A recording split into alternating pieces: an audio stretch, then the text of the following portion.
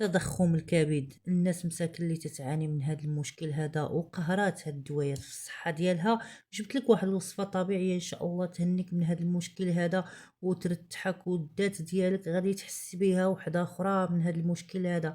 تاخذ ليا واحد الخصة وكتغسلها مزيان وتدقها ولا تعصرها، دقها ولا طحنها في مونينيكس وعصرها ليا، عاد داك الماء ديالها تزيد عليها واحد البيضة بلدية وديرها على شوية د العافية، تخلي المكونات حتى كيتقالوا بحال هكا، وشدهم ليا وكلهم يكونوا دافين. الناس مساكن اللي عندها الباسر وكتقدر لا تجلس لا توقف، شد ليا داك الكرموس الخضر، التين الاخضر يكون خضر ما يكونش طايب، يكون باقي قاصح بحال الحجره كما تيكون، قطعوه طروفه طروفه وديروا في شي كاسرونه وزيدوا عليه الماء وغطيو ديك الكاسرونه، ما تخليوهاش عريانه باش ما يخرجوش ديك الفوائد ديال داك التين الاخضر. وحيد ليا داك التين الاخضر وصفيه، خلي غير الماء ديالو، عيد الماء بوحدو شربو، ان شاء الله غادي تهنى من هذا المشكل هذا اللي تيعانيو منه بزاف ديال الناس اللي تقيسهم الحمى، يا اما الحمى بارده ولا سخونه، كتاخذ ليا الزنجبيل، عود، كتاخذوا عود يكون ماشي